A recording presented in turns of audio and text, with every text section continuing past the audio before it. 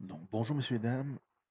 On va regarder maintenant le système d'équations, mais sous la forme d'un problème écrit. Donc, c'est probablement là qu'on valide le plus les systèmes d'équations.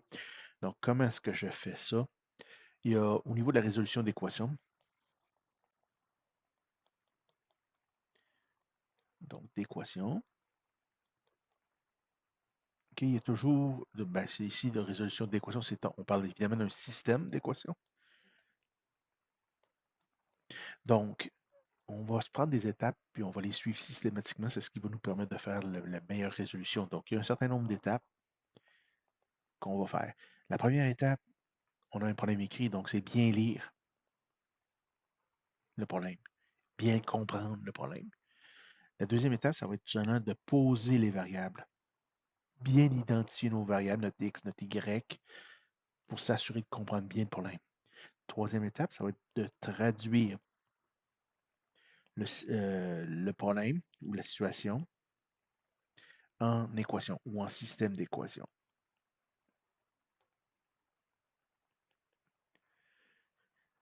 Évidemment, le quatrième, ça va être de résoudre, mais ici, on va résoudre algébriquement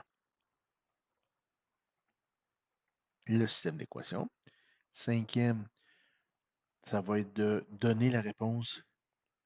La cinquième et sixième étape peuvent se interchanger, on va le voir. Donc, donner la réponse adéquate. S'assurer de donner une bonne réponse et de répondre à la question seulement. Et évidemment, on va valider les réponses. Donc, voilà nos 6 étapes pour faire une résolution d'un système d'équation. Ça ressemble à quoi cette histoire-là? On va aller, oups, là, je ne l'ai pas été à bonne place. Voilà.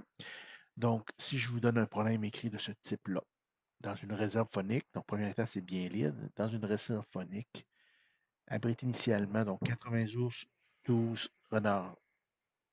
Donc, comme j'ai dit tantôt, la première étape, c'est de bien lire le problème écrit. Donc, une réserve phonique abrite initialement 80 ours, 12 renards. Le nombre d'ours augmente de 2 individus par année, tandis que le nombre de renards augmente de 6 individus par année. Quel est le moment où la population d'ours sera égale à la population de renards? Et à ce moment-là, ça va être de combien d'individus qu'on va avoir de chacune des espèces. Ici, évidemment, on va sait que le nombre d'individus va être le même parce que c'est ça le problème. C'est ce qu'on cherche ici. Donc, j'ai une situation. Qu'est-ce que j'ai comme variable dépendante et indépendante? Ici, qu'est-ce que je remarque? La deuxième étape, c'est poser ces variables. Donc, première chose que je remarque, c'est que ma variable indépendante, c'est du temps. Parce que je dépense et j'augmente de 2 individus par année. Donc, c'est du temps en année. Je vais me permettre de même de mettre les unités entre parenthèses, c'est toujours un bon référent.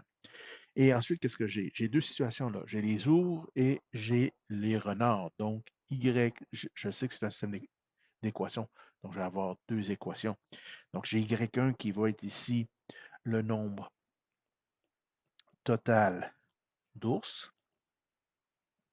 Puis j'ai Y2 qui va être le nombre total de renards. Voilà pour ça.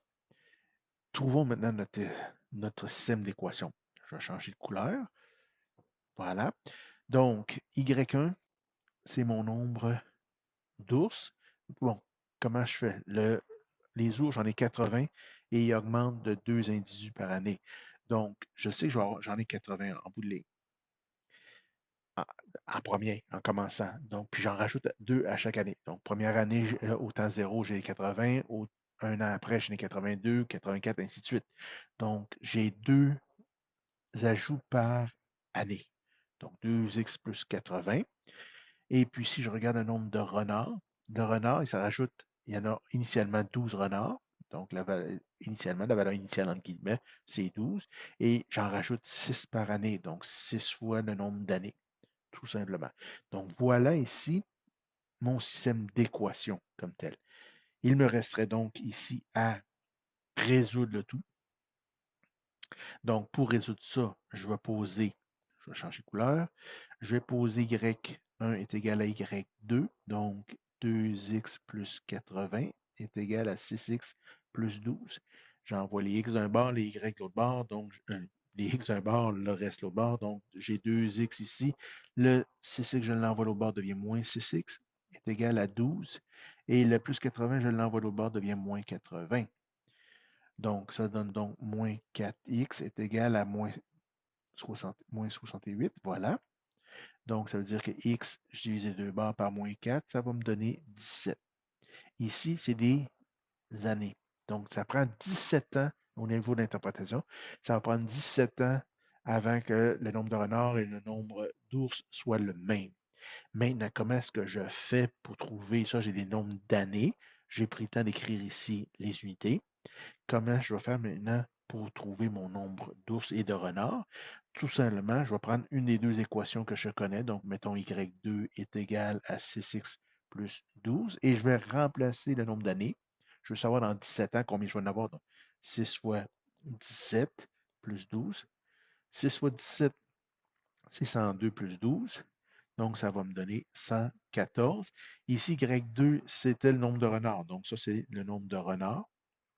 J'ai 114 renards au bout de 17 ans. Bien, évidemment, il faut que je fasse attention à ma question. On me demande les individus. J'ai 114 individus de chaque espèce. Donc, j'ai 114 renards et j'ai 114 ours, tout simplement. Donc, voilà pour la réponse. Pour me valider, je vais remplacer ces nombres-là dans mes deux équations pour savoir est-ce que ça fonctionne vraiment. Donc, et voilà pour le problème écrit. C'est vraiment d'être rigoureux, de bien s'assurer de comprendre le numéro puis de suivre les étapes que je vous ai données. Je pense qu'avec ça, vous vous en tirez très, très bien. Et pour le reste, c'est de la pratique et de la pratique. La première étape, bien lire, bien comprendre, visualiser le problème. Deuxième étape, bien poser ces variables. Vos variables sont bien posées, ça devient plus facile de poser nos équations. Donc voilà, je vous laisse vous pratiquer.